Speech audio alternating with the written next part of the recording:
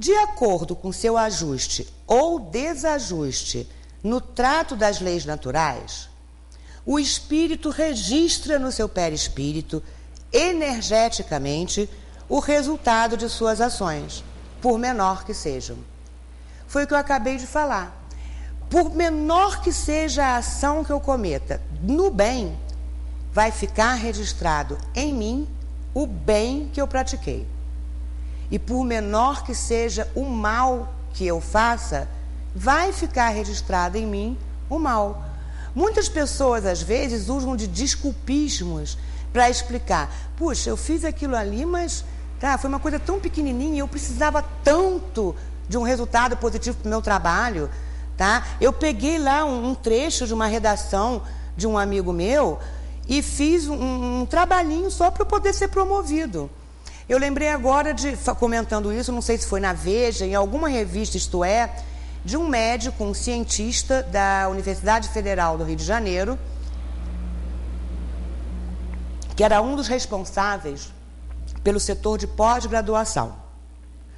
E ele já tinha trilhado todos os níveis de desenvolvimento dentro daquela unidade em que ele estava, e faltava apenas uma base, que era o doutorado master, e que ele precisava fazer uma monografia. E ele entrou estudou muito, mas achou um trabalho muito interessante de um cientista na Nova Zelândia, o quê? Nova Zelândia. Neozelandês. De um neozelandês, que ele achou assim, perfeito, é isso que eu preciso fazer.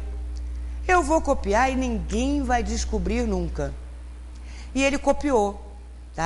Ele trilhou a vida acadêmica dele toda, sendo assim uma pessoa estudiosa, aplicada, uma pessoa que preparava outras pessoas, e naquele momento ali ele fez uma escolha errada.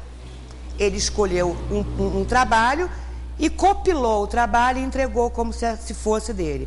O problema foi que um dos professores da banca conhecia o trabalho.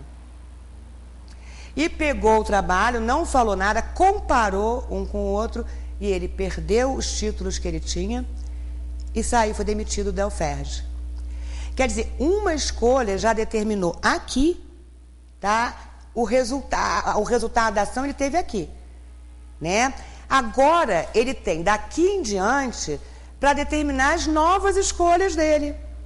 Ele pode ter ficado revoltadíssimo, achando que os professores não tinham o direito de fazer isso com ele, que ele sempre teve uma vida acadêmica maravilhosa, e falar, não, isso foi injusto, e trilhar pelo caminho do mal.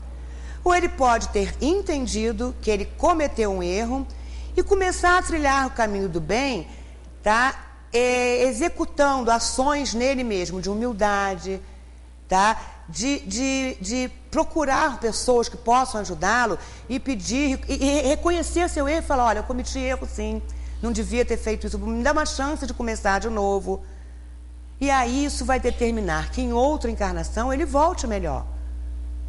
Então nós pensamos que às vezes um errinho bobo não vai ser descoberto. E pode não ser. Nós podemos cometer erros aqui que não são descobertos.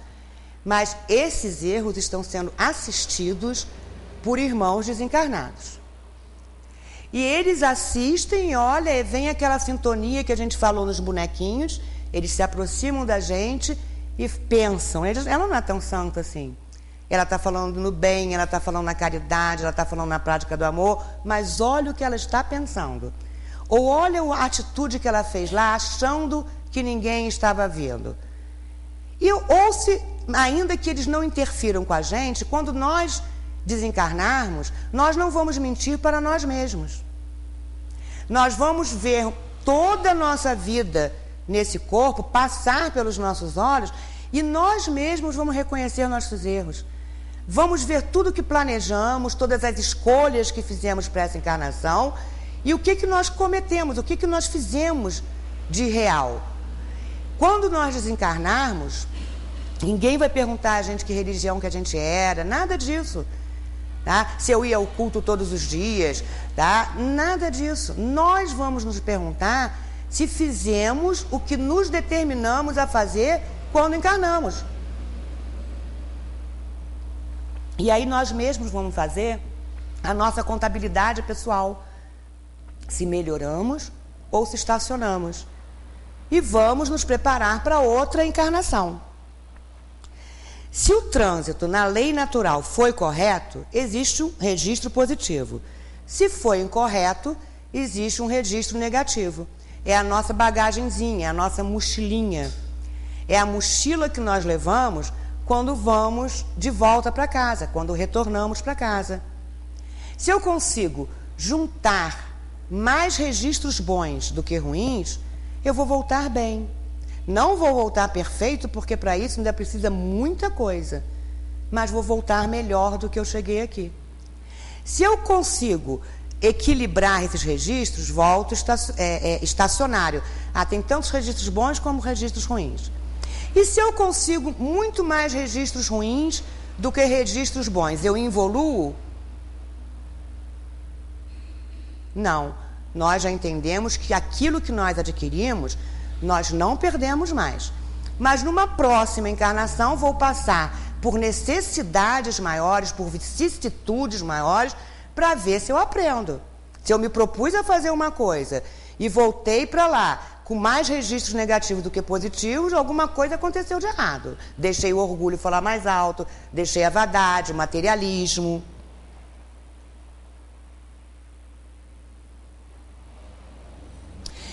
E como resgatar essas cargas? Energias negativas só são anuladas com energias positivas, ou seja, o mal só é apagado pelo bem. Então, é o que nós estamos falando no todo o decorrer da palestra. Não adianta a gente ficar parada, esperando a vida passar e achar que nós já adquirimos coisas boas demais. Porque se nós estamos aqui, se nós temos um tempo ainda pela frente para viver, é sinal que temos mais que aprender. Então, se perdemos tempo falando assim, eu não preciso aprender mais nada, só vou tratar de não cometer mais erros, não vamos conseguir, porque os nossos erros são diários. Aquele que chegar no final do dia e achar que não cometeu um errozinho, tá? É melhor parar e pensar no seu dia a dia, nas suas atitudes, desde o momento que acordou, porque vai encontrar algum erro que cometeu. Então, nós temos que ter esse mecanismo na nossa vida, em relação com os nossos familiares, pais, filhos.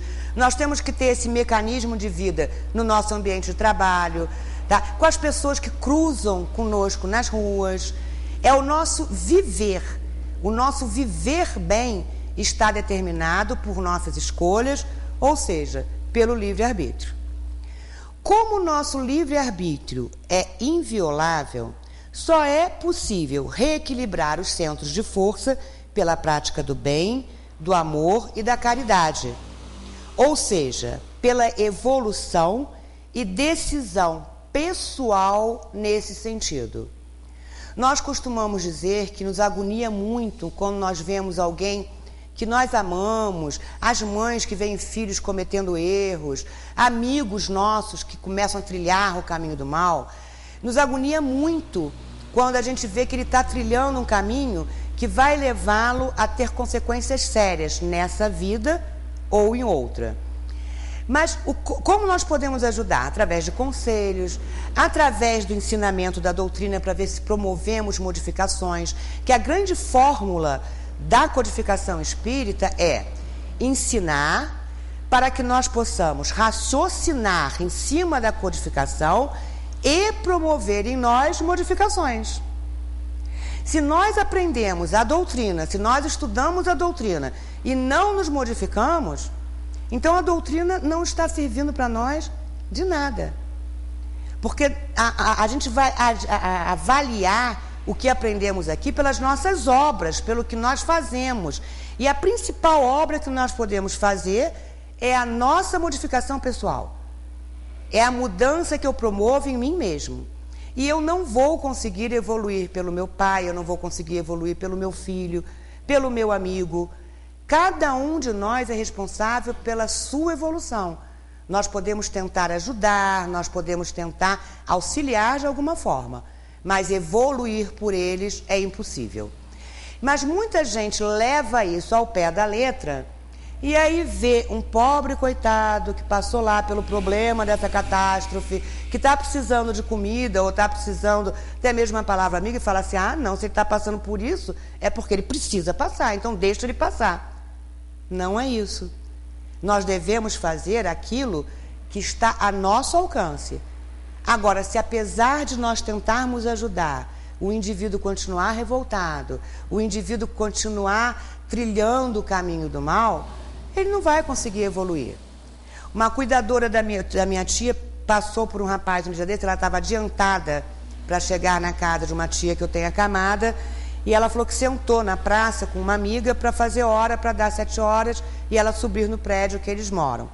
E ela falou que veio um rapaz alcoolizado, sentou do lado delas, falou que elas ficaram meio temorosas, e que o rapaz tirou de uma bolsa um álbum de fotografias e começou a mostrar a ela e a amiga várias fotos de uma moça e de um rapaz, que ela calcula que tenha 18, 19 anos. E falou que as fotos com muito barro, e ele mostrando e chorando, mostrando e chorando, mostrando e chorando, e ele falou, é minha mulher e meu filho, e contou que ele perdeu a família numa dessas quedas de barreira. E aí ela falou assim, mas o senhor não tem família? Ele falou assim, não, eu tenho meu pai, eu tenho, mas se eles morreram, eu quero morrer. E como eu não tenho coragem de me matar, de me enforcar, então eu estou bebendo até conseguir morrer pela bebida. Ele fez essa escolha. E isso não é suicídio? Existe o suicídio, eu me enforco, dou um tiro na cabeça, e o indireto. Eu agrido o meu corpo com substâncias, com coisas tóxicas que vão acabar determinando doenças que vão me levar à morte. E aí, esse homem vai estar juntos com aquele, com a mulher dele, com o filho dele, que desencarnaram num processo natural? Não. Ele não vai conseguir encontrar, o intuito dele é ir de encontro aos entes queridos dele que partiram. Mas nós que estudamos a doutrina sabemos que isso não vai acontecer. Não nesse momento. Num futuro, depois de algumas encarnações, eles vão acabar se encontrando, eles vão acabar se entendendo. Mas ele, partindo dessa forma, ele, ao invés de se aproximar, ele se afasta. Ele se afasta dos entes queridos dele neste momento. Vão se encontrar posteriormente? É óbvio que vão, mas não nesse momento. E aí a agonia dessa pessoa vai ser muito maior quando perceber que a morte não existe e procurar pelo filho e a mulher e não encontrar. O perispírito, ao registrar exatamente as cargas energéticas advindas de nossa atuação na senda evolutiva, se constitui em instrumento da justiça divina, pois estabelece o mecanismo de causa e efeito, onde cada um estabelece o seu caminho, suas conquistas e expiações. Ou seja, nós vamos formando um gráfico em nós mesmos daquilo que praticamos de bem e daquilo que praticamos de ruim. É como se fosse um código de barra. Nós temos um código de barra, tá, que circunda lá o espírito e que vai registrando, fiz o bem, fiz o mal, fiz o bem, fiz o mal. Então é isso que faz que quando a gente chegue no plano espiritual, a gente não consiga mentir para nós mesmos. A gente vai se olhar e vai falar, ferrou, olha o que eu fiz comigo.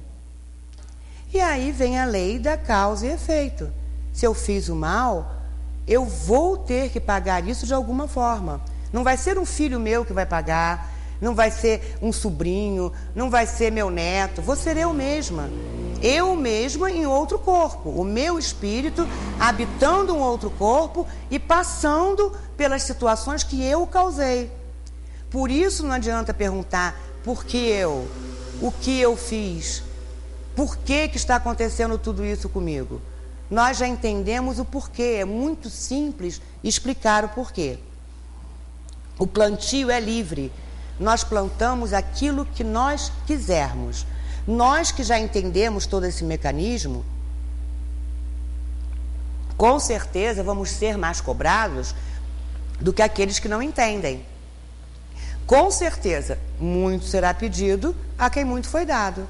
Se eu já entendo tudo isso e continuo trilhando no caminho do mal, continuo não querendo me modificar, continuo identificando erros, mas cometendo os mesmos erros, eu vou ser cobrada de forma diferente do que aquele que acha que vai morrer e acabou tudo. Nós vamos ser muito mais cobrados. Nós já temos esse conhecimento. O plantio é livre, mas a colheita é obrigatória, visto que plantamos em nós mesmos por decisão própria e inviolável. Muitas pessoas acham que o indivíduo, quando se suicida, quando tira a própria vida, ele, naquele momento, ele está num momento de alienação. Ele pode até estar sendo obsediado, mas a gente costuma dizer que no momento do ato, no momento da decisão, tá, ele está sozinho, a decisão é dele. A não ser, a visão pode ser feita de forma diferente para os alienados mentais completamente atordoados desde o nascimento, mas se você for em qualquer asilo, em qualquer abrigo que atendem essas pessoas, eles não se matam. Eles não se matam porque eles não entendem o que é sofrer. A vida deles ali é muito mais fácil do que a nossa vida enquanto não estão adormecidos. Quando nós dormimos, o que é? Porque as pessoas às vezes pensam, mas eu encarnei, um espírito encarnou numa criança que não tem a mínima inteligência, tá? Que é um idiota. Então ele está passando por o quê? Ele está passando pelo fato de que quando ele dorme, esse espírito recobra toda a consciência e entende o peso dos erros cometidos e entende o que ele está passando ali naquela encarnação. É o que eu costumo dizer, que eu assisto no meu dia a dia na PAI. E a gente percebe no olhar das crianças revolta ou aceitação. Crianças paralisadas cerebrais que sorriem, que brincam, e crianças paralisadas cerebrais que são agressivas, que são agitadas. É o espírito que se revolta com a situação ou aquele que aceita a situação. A dor sofrida é exatamente igual à dor causada e faz parte do processo de reequilíbrio dos centros de força. A energização que emanarmos não reunirá ao meio e as companhias em que merecemos e precisamos viver. Isso aqui foi um cortezinho que deu. Isto é uma forma de explicar situações que a gente está querendo utilizar como esse pai que falou que vai beber até morrer para encontrar os seus filhos. Não é. Se eu tiro a minha vida, eu vou passar por problemas na erraticidade até entender o erro que eu cometi. Até perceber que aquele não era o caminho. E aí, então, me ser dada uma nova oportunidade para que eu possa recomeçar a minha trajetória em outro corpo. O registro energético em nosso perispírito pode ter consequências físicas, psíquicas e espirituais, dependendo da qualidade e da intensidade de registro. Isso pode ocorrer de imediato e até prolongar-se para encarnações futuras, levando a danos físicos permanentes. Permanentes no sentido de em outra trajetória reencarnatória. Tá? É o caso desse físico, né, desse cientista americano que tem esclerose lateral amiotrófica e é Hopkins, né? Como é que é o nome, Zé? Ele tem esclerose lateral amiotrófica, que é uma das doenças neurológicas que tem uma progressão mais rápida. E foi uma das coisas que nós estávamos comentando com as crianças no domingo retrasado, que os neurologistas, em geral, não conseguem entender como ele chegou à idade em que ele está. O paciente com esclerose lateral amiotrófica, depois que ele é diagnosticado, ele desencarna 5, 6 anos depois. A progressão é uma progressão rápida e triste, como está sendo a progressão dele. Cada vez que a gente vê, ele está mais comprometido, mas ele está lúcido. O que esse homem fez para estar passando por isso agora, nós não sabemos, mas ele está aceitando da melhor forma possível as suas limitações físicas. Então, é quase certo que numa outra encarnação, ele vai vir com o intelecto, porque já é a bagagem dele, e vai vir com um corpo saudável para testar a sua moralização. Para testar se ele aprendeu na encarnação anterior que ele ficou todo limitado por prováveis erros morais. A presença de energias desequilibradas em nosso organismo físico perispiritual pode nos levar a uma afinidade maior com energias desse tipo, o que nos leva a um reforço na causa do nosso desequilíbrio. É a mesma coisa daquele bonequinho da invigilância. Daí a máxima de Kardec: vigiar e orar, que é o caminho seguro para a aplicação de nosso livre-arbítrio. Quando nós nos sentirmos desequilibrados, quando estivermos em alguma situação que percebemos que vamos estourar, que vamos ser intolerantes, que vamos agir com o nosso próximo de uma forma que não gostaríamos que agissem conosco, o que nós devemos fazer? Parar, se retirar do recinto, aquietar o espírito, orar, parar e pensar em tudo que a gente vem estudando, em tudo que viemos aqui assistir, aprender, aquietar e mudar a nossa vibração, mudar a nossa energia. Porque se mudarmos a nossa energia, se mudarmos a nossa vibração, vamos conseguir atrair para nós espíritos bons. E vamos quebrar aquela coisa de discutir, tá? de ficar fazendo intrigas, fofocas. Então, vigiar e orar. Qual a fórmula de fazer escolhas certas? Vigiar e orar. Não precisa ser preces definidas, não precisa ter um local definido para fazer essas preces. Basta você estar consigo mesmo, reconhecer, entender que você naquele momento ali está se desequilibrando e orar. Conversar com você mesmo, conversar com Deus e aplicar o que viemos aqui nessa casa aprender através da codificação. Que Deus nos abençoe. Temos bastante material para pensarmos, né?